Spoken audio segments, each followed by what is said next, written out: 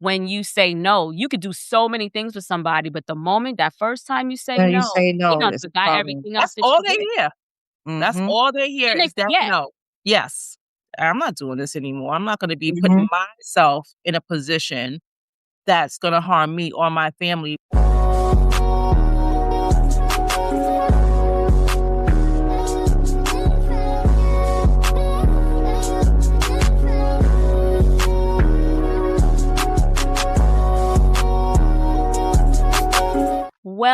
Welcome to another episode of Not Your Average Aunties podcast, where the group chat comes to life, baby, and conversations get so real and nothing, absolutely nothing is off limits.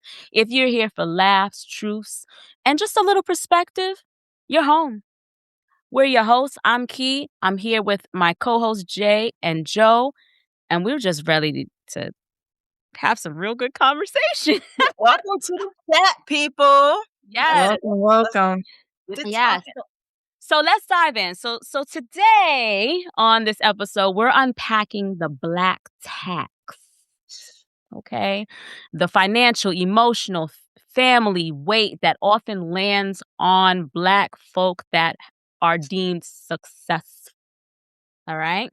And in alignment with today's discussion, I would like my co-hosts, each of you, to sing a lyric that represents what you want to say when somebody asks you for some money. Who wants to go first? You Jay. ready? I got it. So I went with Destiny's Child's Bills, but I changed the lyrics. So Okay, they say, can lyrics, you my pay baby. my bills? Can you pay my telephone bills? Can you pay my automobiles? But I say, can you pay my bills? Because, baby, I got real bills. I got rent. I got the phone and gas just to get me back home. If I had it, you know I'd share. But right now, I got to say, I love you. But here's the tea. If it ain't in my account, it ain't leaving me. Let me find out you a songwriter. A little salsa. Okay. All I got is Bobby Brown's. It's my prerogative. I'm going to do what I want to do with my money. Okay. Love All it. right. Exactly. Okay. Leave with some Michael Jackson. Don't just leave me alone. Leave me alone. Oh, my God. Man, don't bother me about no damn money. Please. Please. So let's talk about this Black tax. Anybody have a definition? I know I kind of described it a little bit, but is there anything you want to add on to your understanding of what Black tax is? Yeah. So it's like you could be supporting parents financially, you could be helping siblings, you could be the responsible one, making sure you got all your ducks in a row and everybody think, listen, she got it going on and he got it going on, so they need to help me out. Paying for funerals, family emergencies, things is always landing on you. And listen, it's not always financial, it's emotional too. So you got to be that emotional person for everyone. So that's the definition I have. I don't know if you ladies have anything to add on. You're the go-to person. You're the one in the family that everybody comes to for help. Yeah, and I think the only thing I would add on to it is that expectation or entitlement, right?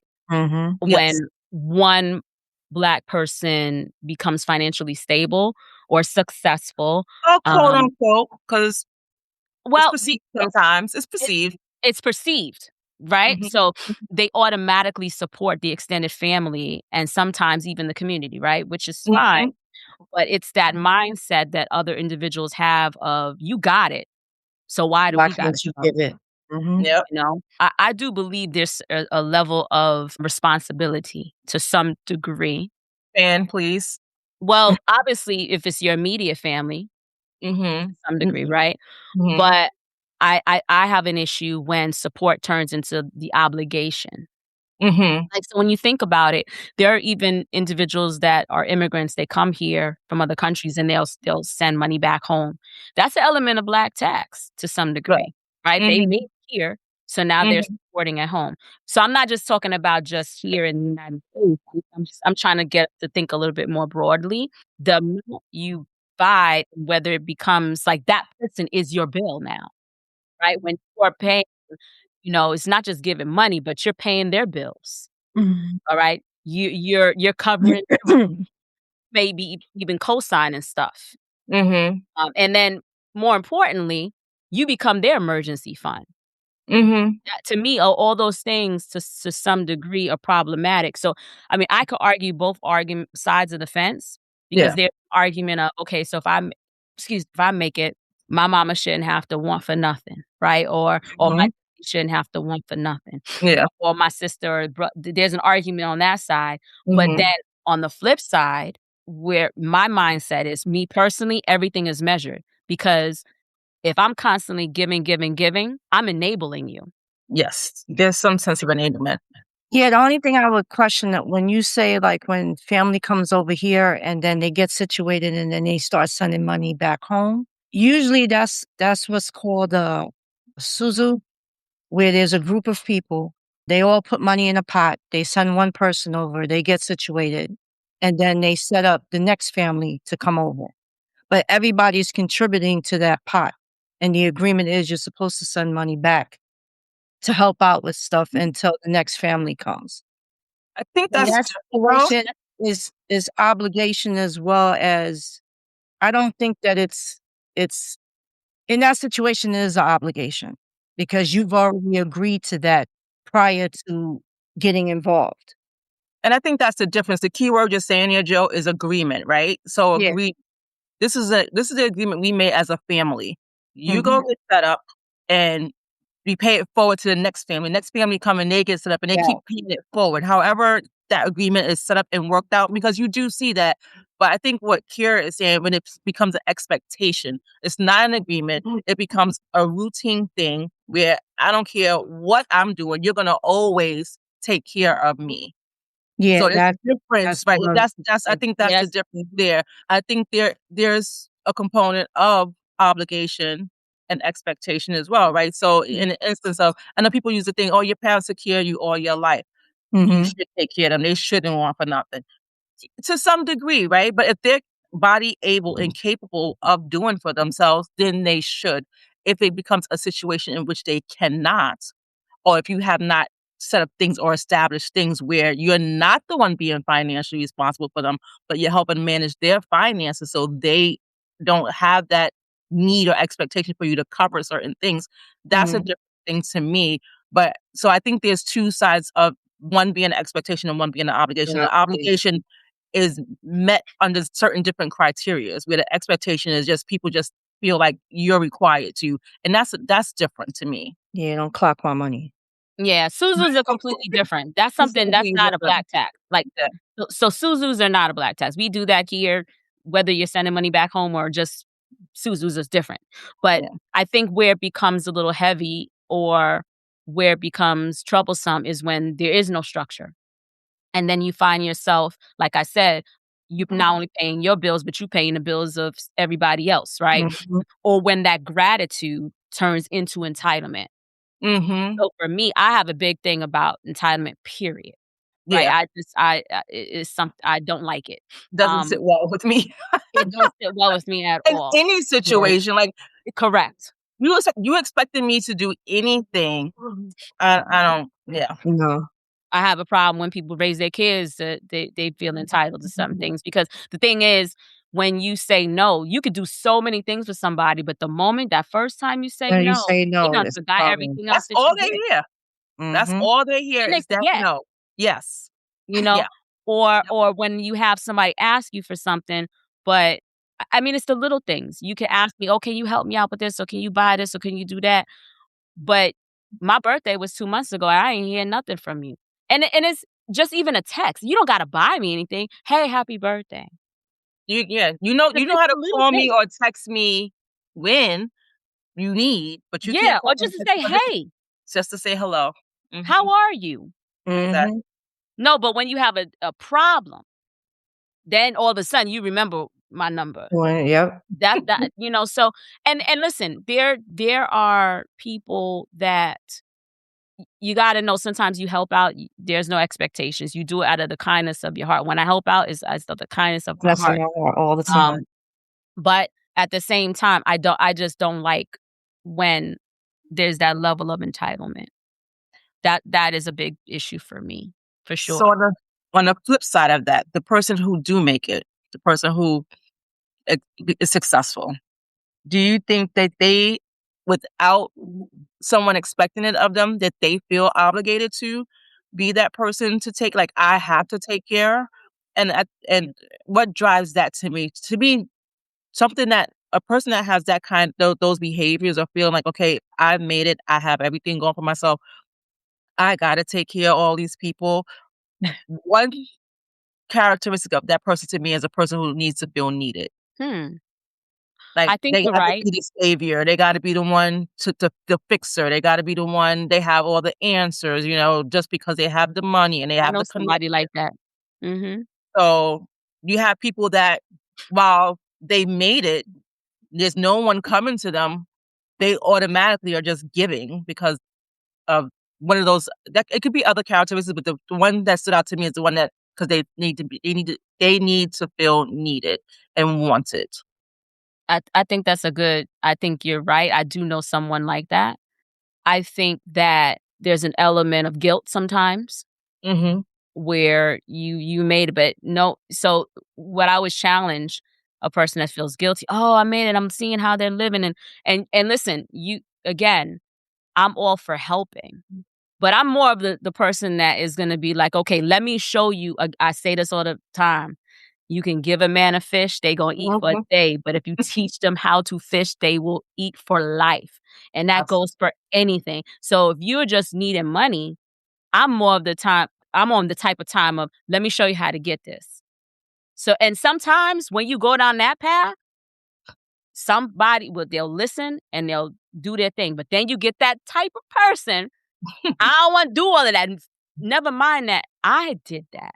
Right. I'm showing you. Imma give you some Mhm. cash to I'm get you giving you the shortcut, first of all. You ain't Imma gonna do give you all of what you I don't did. right, you don't have to even have all the problems I have. I'm showing you so you can get up and get it. Now that person that don't just give me the money, I got a problem with that. Absolutely. I got a problem with that. Question for you ladies. What's up? Is there anyone in your family that everyone calls or go to? Yes. Yeah. Not everybody. I think I've Without you even answering, it sounds like you. yeah, no, what no, because but I think I've positioned myself in a way where Imma get less of them calls. Now, Mhm. Yeah. because you can't ask me for something, but then you going on vacation. Mm. What's up with that? Right? Because now I feel guilty because my heart and I'm giving. And by me giving for you, that delays sometimes it could historically might have delayed my own wealth building because I'm like, nah, I can't see you without but I But could have yet took they action. sailing away on a goddamn yacht somewhere. Where they do that at? They Who's do it. out That's the here? problem. They do it. So I've I seen it had to plenty of learn time. the hard way. And it's not and mind you, sometimes it's not even just with the money situation. Like, I ain't co-signing nothing. Mhm. Don't ask. I'm not. And I've had to have conversations about that. I'm not co-signing nothing, right? Because that's a surefire way for me to screw up. I'm Mhm. held the bag. I'ma hold the bag. Sometimes it's not even money. Sometimes, hey, can I borrow your car? All right, so now if something happens, Who gonna fix it? Yep. right? And Exactly. and there have been times when I've blown my car out. When I know the person didn't have it, Mhm. right? Right. Under certain circumstances, yes. Yeah. But as I've gotten older and, I have my own family, I've asked myself the question that if this went to the left, who's Then holding what? the bag? And can I handle if it went to the left? Exactly. Right? Where does that put my own family? So that to me helps me answer as I've gotten older a lot Mhm. of questions. It gives me the answer right there. Yeah. And I think that does come from growth, and for some, becoming more mature and adulting, you realize things that you would have done back then. Mhm. Because look, we probably all have done all the things that we say we're not gonna do now today. Because we had to learn. Yeah. You had to get struck with the hot iron a couple of times before you realize, like, I'm not doing this anymore. I'm not gonna be putting Mhm. myself in a position that's gonna harm me or my family, whether it be financially or emotionally. Because I think we talk about the financial piece of it, but emotional tax is just as strong. They're always calling on you. They're always dumping on you. They're not calling to see how you doing. Like, you could have had a hell of a week, but no one's calling to say, how was your week? How are you mentally doing? How are you physically and emotionally doing? Mhm. It's dumping, dumping, dumping, dumping. That's another form of black tax because you're the person that always has the answers. And then what So you happens when I need some answers? exactly. That's a big problem. And I I feel learned like uh, success can isolate you, especially Mhm. when you feel like there's no one in your circle of family that will understand the pressures that you have. I learned that the hard way. Yep. Once I moved up here and that situation happened and I lost everything, there was hardly no one I can call for help. When I was the one that everybody was coming to all the time, borrowing money, Mhm. using my car, Mhm. things like that. Yeah. Now, I don't have a problem saying no or I can't do it. Elite And sen then now I'm the one that's looked at as being mean or why she gotta be like that or she thinks she know it all or she thinks she too good. That's the one I get all the time. You think you too good for oh, everybody? I say, "Oh, well to hell." When you're in a marriage, you're in a partnership, and you have Mhm, family members always counting on you because maybe this is what you did before you became a partner with somebody else, and mhm. now you have a partner. That can cause a lot of problems in a relationship or a marriage because your partner is not signing up for that stuff. Nope. Like, "I didn't sign up for this. I'm not taking care of my family like that or my friends or whoever. I'm not doing that for them. We can't. We're a union together. We can't do that." And you feel like you're still obligated. And you start to feel guilt and stuff because now You're trying to stop doing something that you've been doing all along, and Mm, probably should have stopped a long time ago. Quite honestly. Or Mm, sometimes you without you even saying anything, sometimes you have the perception. mhm. I could speak to that. Sometimes there's a perception of, Mhm. "Oh, she ain't gonna go for that," because of how you carry yourself, mhm, Mhm. and sometimes they're right and sometimes they're wrong. But mhm. sometimes I feel like that perception will save you because they'll come correct when they start Right. asking for shit, Right. Yep. It Mm, won't be a, "I just need this for," it comes with those boundaries. It comes with that agreement. "Okay, Imma yep. do this." Otherwise, if you didn't, Yeah. it's that expectation, it's that entitlement. Yeah. Mhm, You know? And I Yeah. think a lot of times too, it has to deal with people not understanding, and I alluded to this a little bit earlier when I said the pressures that they feel, a person doesn't understand the pressure that you have mhm. because they are too busy counting or seeing what you have And assuming. and making assumptions and not understanding what it takes to maintain those things that you have. Look, for Mhm. all they know, your ass could be out there having your feet on freaking what's the daggone app making money from this shit? OnlyFans. OnlyFans. For all they know, they don't know where the hell you getting your damn money from. They don't know how you taking these damn trips. Mhm. So stop counting people's money. I had a friend where her mother was like, "Well, you work for a bank," and I work for the bank. I do not own the bank. Okay. If I did, so what? You know? What kind of shit is that? Is it really support or are you enabling? Mm. Listen, if support is temporary, Mhm, it's not long lasting. If somebody is able bodied to do it themselves, I'll go back to my original statement of mhm, your it's a parent as an example, or even a sibling as an example, who is not body able to do the things. So either helping them because they cannot for themselves, but not when they're able to. If they're able to do these things and you continue to support them, that's definitely enablement. If you're not mhm, helping them, giving them the tools, even if they can't, if you're not finding the resources so you don't have to be the financial bearer of all things for them, then yeah, you're enabling certain things in that aspect too. But if you're getting the resources to help you to help them because they cannot for themselves, physically, mentally, emotionally, whatever the holdback is of them, you have to mhm, find so you're not the sole financial person for that, whether that being pulling in other family members, however you do it, mhm. or to agencies, whatever you do, it's a difference. But yeah, I think if they're body able and you're continuing to do that, you're definitely enabling them. Yep. I totally agree with what she said, and especially if the person has the tools Yeah. and they continue to assume that you're supposed to take care of them. So before we go further in this conversation about responsibilities, they didn't all start with us, right? Mm. So a lot of what we carry comes from how we were raised. If you think Mhm. about it, family support obligations. So let's step into this, looking back and looking forward. A look at how families used to be set up. So back then, some, not all, had this experience where you lived in one house, you had one phone, you had one car. Y'all figured it out how we're gonna leverage and use this one car so everybody can do whatever they needed to do. Mhm. Contributed. But now it's like, and it could just be different, but some people become more financially stable because of the solution person, helping with the bills, helping during emergencies, helping with unexpected situations, and sometimes being the emotional support too. But back then, the load was, it just seemed like everybody carried the same load versus one person.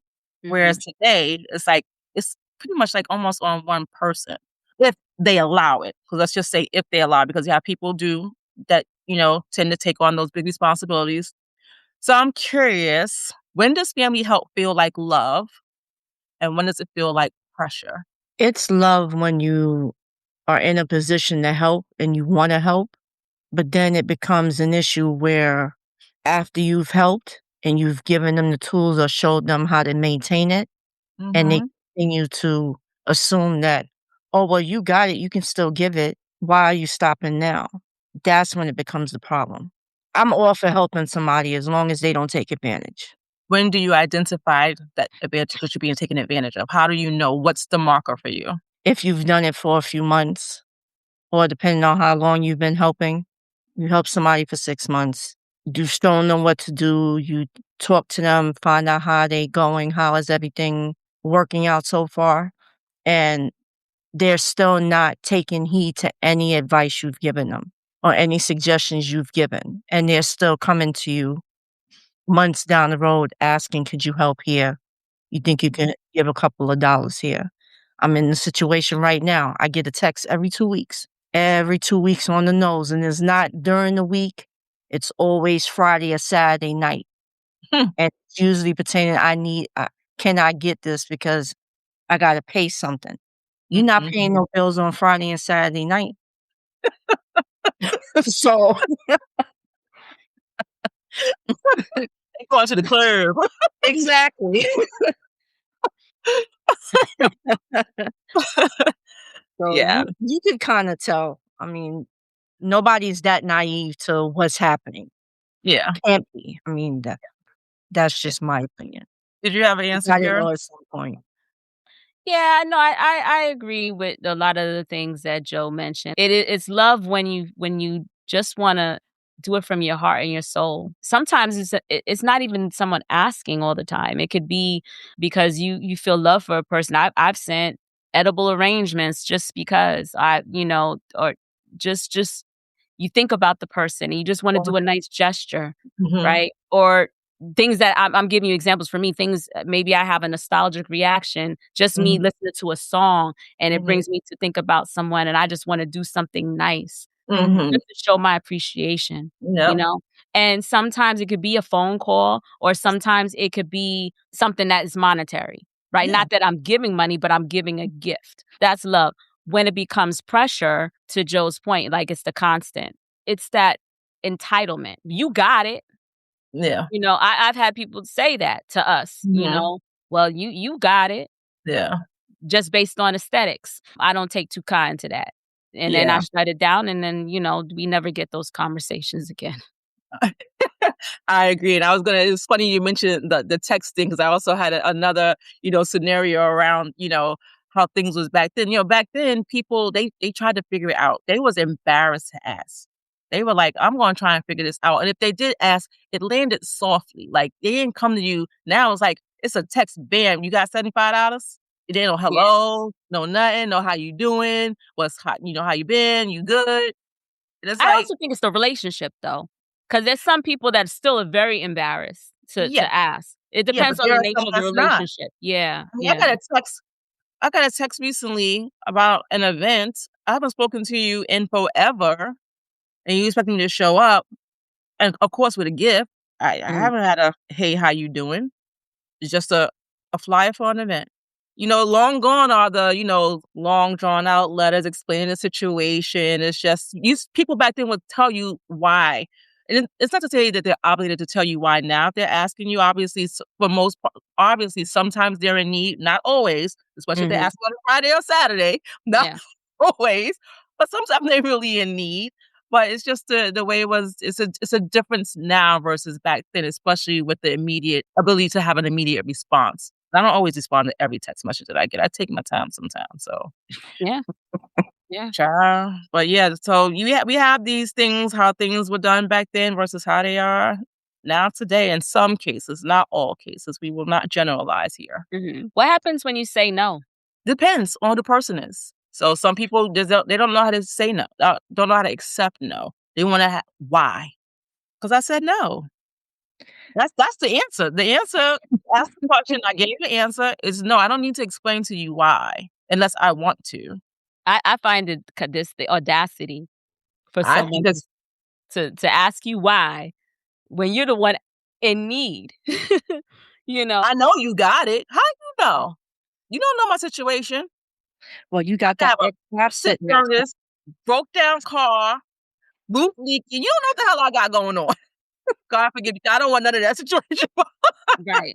Right. I'm just saying. I could be eating grits for dinner for the last month and y'all motherfuckers Ramen noodles like I'm back in college. ramen noodles, right? And y'all won't know. You just don't know a person's situation. I really tried so hard and I for years, like I don't want to count nobody's pockets. I don't like when people do that to me. Right? Mhm. So it's like if I want to invite someone somewhere, I don't look at it and say, "Oh, this person ain't got it." Maybe they do, maybe they don't. Because I'm a firm believer, you pay for what you feel you want to pay for. If Mhm. I'm inviting you to go somewhere and if you really want to go, you're gonna do it. If you don't, you won't. So I put it out there and then that's it. Right. I don't. I know people at all walks of life, different income brackets. Mhm. Mhm. It doesn't matter. I ain't gonna look at someone that's making $500,000 or $1,000,000 and oh, you obligated. No, you're not. Not at all. I am What with about you. what about the strong one who never gets a chance to fall apart? Can't do that. I think that's on them sometimes, honestly. Okay, let's talk And the about it. reason why I say that because if you continue to like, I've been there. Like I'm a person I don't ask for help at all. Mhm. I'm gonna figure it out. I'm gonna do it myself, right? Or I'm gonna be there for you. Like if I say I'm gonna do something, I'm gonna do it. And if I ask you for something and you fall flat on what I asked you to do, I'm gonna figure it out, right? But I think that falls on that person to say, listen, hey, I can't. I ain't got it in me. I can't do it right now. Whether that be financially, whatever it is, emotionally, I don't have it right now. And let that be okay. Don't don't walk away feeling bad or being like, am I letting somebody down? Am I bad because I can't this is one time that I can't be the strong one? It's Mhm. okay. But I think it's up to that individual to say that because people are gonna keep coming and keep coming and keep coming as long as you keep answering and responding That's a and fact. being there. They will not stop. You gotta That's a stop. fact. You gotta set those boundaries. And people don't know how to do that, so I've gotten better at saying no now, but when it comes to people asking me for money or wanting me to do something, and I'm letting you know I'm not completely there right now. I need you guys to back off. You got to figure it out on your own. And some people are trying to make you feel guilty because you've said no. At this point, I don't care. You can feel how you want to feel. And then when you get my silence, you'll Yeah. understand I've been trying to tell you. So, do you believe successful Black women are obligated to financially support, or is that a personal choice? Can I ask a clarifying question? Are you referring to helping family or the community or friends or what are we talking about? Um, as a whole, whether it is family or community or friends, or once a Black woman becomes successful, because of the stigma, usually you're the first one, or you're just in a position to help your sisters. Are you obligated to do that? Or usually is it by choice that you do that? No one has to do anything, Okay. right?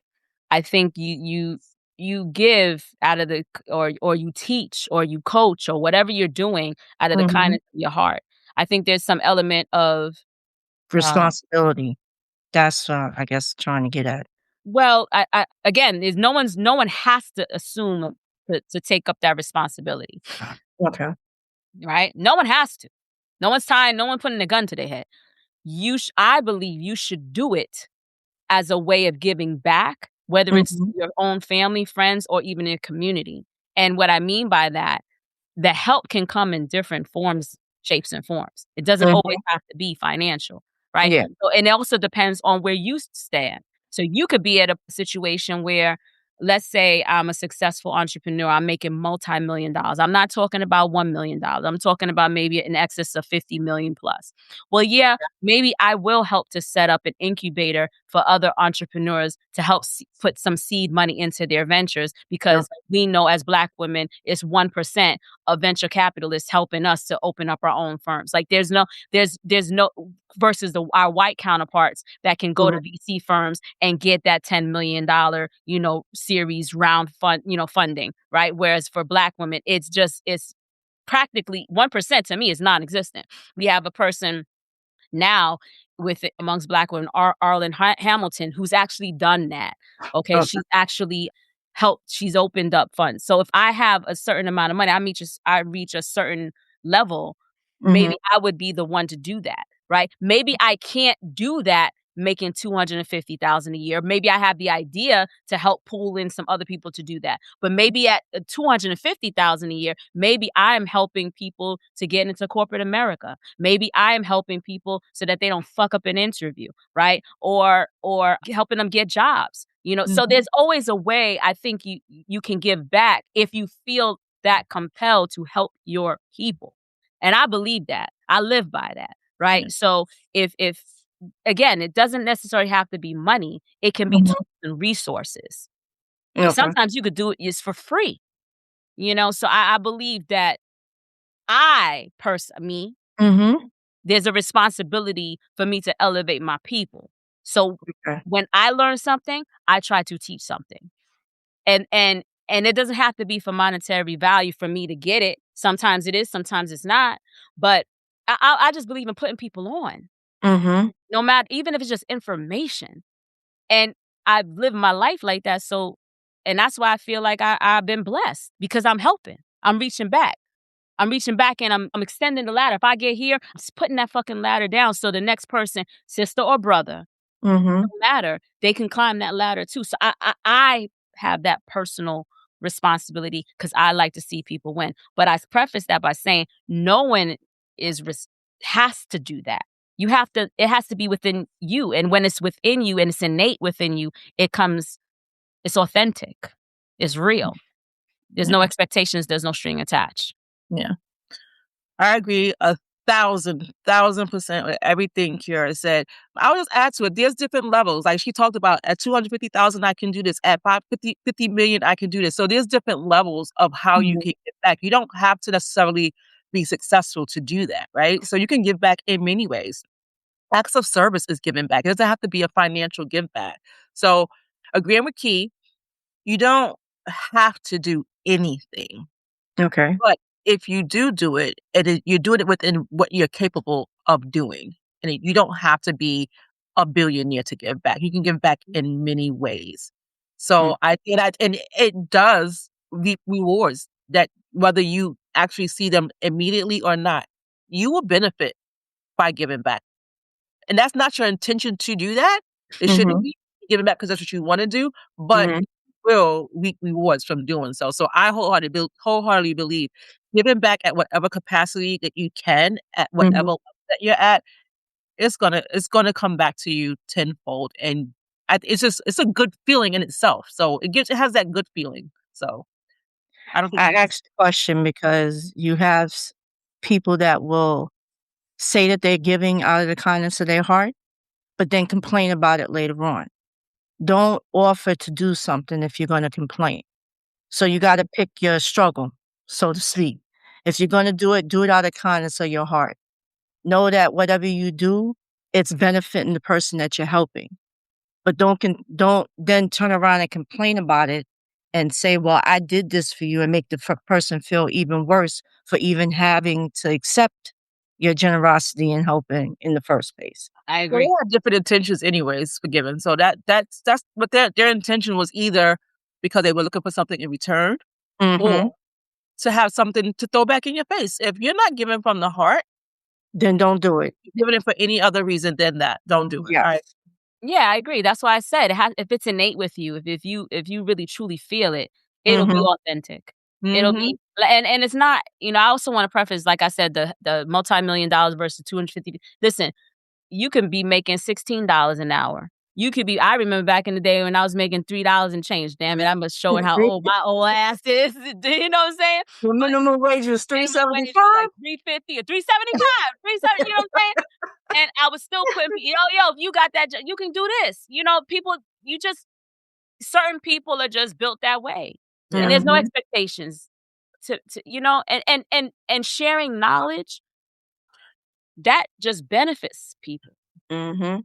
Sometimes more valuable than $1 because Absolutely. you Absolutely. can become rich because of the information and knowledge that was shared with you. You can become financially stable because of that. So, yeah, Absolutely. I So agree. at the end of the day, you don't have to be obligated. If you choose to help, then you do that. Being blessed doesn't necessarily mean that you're burdened by what you're doing. The access to what you have to be able to help someone else is not a birthright. So boundaries doesn't have to feel like a betrayal, so to speak. So if you're gonna do it out of the kindness of your heart. Don't complain about it later on and after you've done it, or expect anything in return. So, You're speaking to the people in the back. Agreed. And with that, I just have one question before we get into our auntie's court. Flipping this on its head, we talked a lot about individualized scenarios of Black tax. But mhm. how can we build collective wealth without draining one person? How can we do that? We see it in other ethnicities. I think it has to start with like-minded people. Everybody's not gonna be it's hard to do that if everyone doesn't come to the table with similar intentions or goals in mind. I think if you try to Mm, do it with somebody who's like, "Okay, I'm gonna wait for this person to mm, come with ideas, this person to come with the resources, I'm just gonna go along for the ride," that's not gonna work. You have to have like-minded individuals come together and say, "This is what we're gonna do collectively, and then mm. this is how we're gonna do it," and everybody owns their responsibilities. Possibilities. Listen, everybody's not gonna be doing the same thing, but we all have the same goal in mind, and we're gonna get there by owning the responsibilities that we took on to get to that end goal. But it has to start with like-minded individuals. Everybody can't come to the party, I'm so sorry. Yeah, You agree? totally agree. Totally Yeah. agree with that. Especially when it comes to now, if you wanna get into investing or real estate, you gotta pick people that's like-minded, that wanna get involved and do things and try to build everyone up and make money all at the same time. I agree with both of you. I Mhm. think that some people don't know what they don't know. Okay. So there's that educational aspect of it. So it's disseminating the education so that Mhm. we can get the like-minded people. I think EYL does a great job of that. I think Okay. there's other podcasts and establishments and media companies that do a really great job of that. And we're just talking about the financial piece, but Mhm. also like if somebody wanted to write a book, or there's just so many, like Lovey J, she has a thing about writing Mhm. books too. So I just think that the education piece Mhm. so that you can actually get the like-minded people, and then there has to be some element of trust. Yes. Yes. I think the like-minded people, whether they have the knowledge or not, they're gonna wanna learn. That's Yeah. true So when too. I said like-minded Mhm. people, I'm thinking about all those things you talk about, right? So they have Mhm. to wanna learn, whether they have all the tools with them or not. People have to be willing to learn from That's people true. within the cohort because everybody's Mhm. not gonna come there knowing everything, right? Everything. Everybody has bits and So pieces. yeah. Yep. We So have you to have gotta some yearning to get right. there. You wanna learn more. Mhm. Exactly. Agreed. All right, let's get into Auntie's court. Welcome to Aunties Court. Court is now in session. Court is now in session. The aunties are presiding. Today's case in the matter of success versus family access. featuring Glorilla. All right. Gonna cook. All right. So, does family automatically get access to your success, or is that earned? So in this case, Glorilla, she's a Memphis native, Grammy nominated, FNF breakout star, CMG signed, brand deals, festival bookings, an upcoming rapper. Her sister publicly suggests that because Glo made it, she owes her financially. Roll that clip. Let's start with just your grievance that you feel that your sister has an obligation to share the wealth. Yeah, she got an obligation to share the wealth. We sat here, we struggled together. Took baths and bars of water, reciprocity, all that. Yeah, she obligated. Is them friends obligated? She doing everything for them. So yeah, I feel like I'm obligated. What is it you think she's not doing for the family? What is the... You're making it sound like there's a real financial hardship. Describe what you're talking about. She's not doing nothing. Nothing. She's not doing nothing for family. At all. She do little oohs and ahs for our parents or whatever, but barely nothing because my mama still clocking the clock at FedEx. Oh, she don't want to work. Gloria got y'all believing this fake ass, imaginary thing where she retired them. No, she did not. My dad retired because his time was up. She's supposed to have retired my mama, but she didn't. My mama still clocking the clock at FedEx. Why does she owe it to you to support you and to support the family beyond what she wants to do? It's her money, right? Because don't go on no interviews, talk about our struggle. You want to do that, that's not right. You don't sit here and talk about struggles, sit here and struggle with. It's not one sibling, you got 9 other siblings. She get her money just because she got plenty other than Memphis she getting money to. I got 2 siblings staying down there in Atlanta with her that she treat them like housemaids. Y'all keep on painting this picture like she's just a good person, an upright person. She's not. So here's something that Glo pretty publicly did last year when your dad, you said he retired. His time was up, so he retired. And she bought him a brand new Jaguar as a retirement gift, right? And we saw this back in November. I mean, that's pretty nice to give someone a Jaguar, no? Yeah, what picture of the Jaguar do you have? I just know it's a white Jaguar. What picture? What evidence do you have of the brand new Jaguar? Are you saying that the Jaguar was not, she didn't actually give him a Jaguar? What evidence do you have of that brand new Jaguar? There's an Instagram video of it. Of course, she gonna try to make it look good for y'all. My dad don't get broke as a mother right now. Let's say she has $2 million.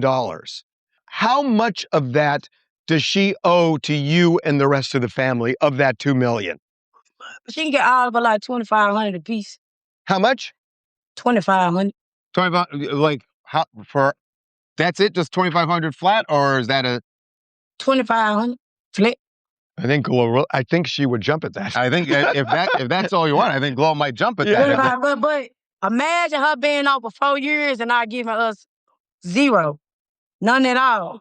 What does your mom think about you going public with this whole thing? At the end of the day got to end. I don't give a. Let's do. At the end of the day got to end. I mean, Lord help us. Okay, back on track with the aunties. Dun, dun, dun. All right. This isn't the first time we've seen this. We've seen something like this, right? Mm-hmm. It happens with athletes, entertainers, etc. But the question of today is family entitled to your money just because you made it? So here are the formal charges. All right, we're going to examine 3 things: financial entitlement without an agreement, emotional manipulation through public pressure, or confusing shared struggles. Because we were in the mud together. That means we should share a bank account. Those are the 3. Defense and prosecution, let's get prepared to present your arguments. This chick is not entitled to no money. This is a clear example of somebody who feels entitled just because her sister made it. Why are you sitting here clocking my pockets? I did all the necessary work to make this money. If I choose to give you some, then that's my prerogative. Don't assume that I'm supposed to give you something after I done did all this hard work for you to sit back and live lovely off of my backbone. It don't work like that. So yeah, she's not entitled to none of that until I decide to give it to her. Even if now with her coming out publicly, you're not gonna squeeze me. You ain't throwing no fear over here. Please. All right. Defense. Care to weigh in? Good afternoon, judge and jurors of the court.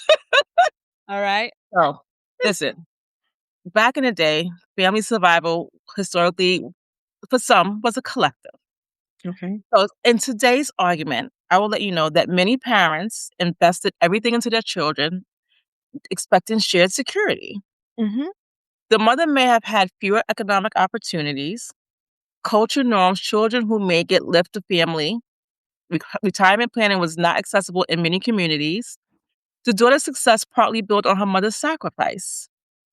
So, individual wealth is modern concept. Collective survival is a tradition. He's not asking for luxury. She's asking not to struggle. So, you are her retirement plan because she was your childhood safety net. Is this Black tax exploitation or is generational reciprocity? I rest my case. Ooh, shit.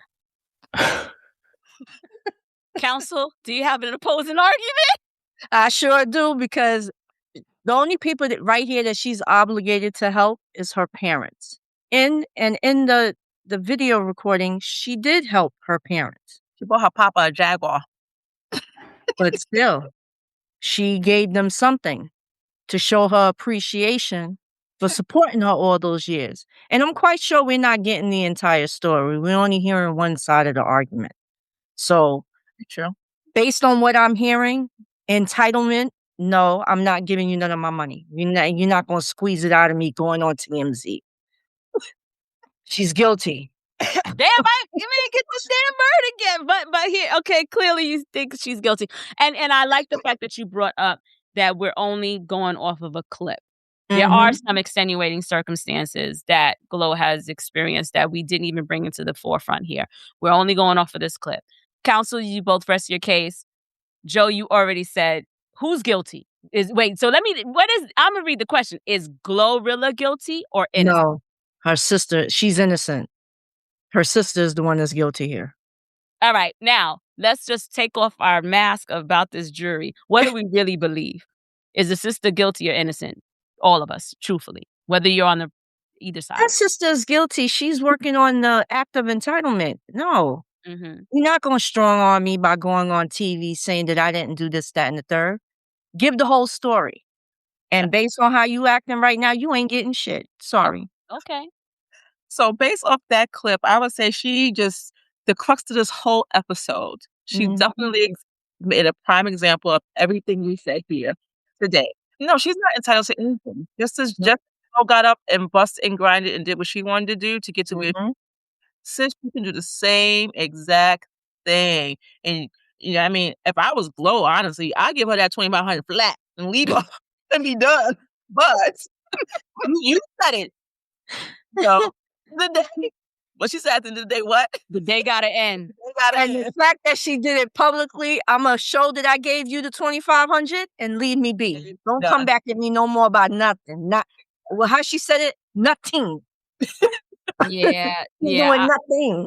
I'm agreeing with you guys, and I wouldn't even give the 25. I'm gonna do exactly what Glow did, which we didn't show, but she sent her a text, say, go to Indeed.com. Go get a job. So on that note. Yes. On that note. For Glow. Viewers, what do you think in terms of just the Black tax overall?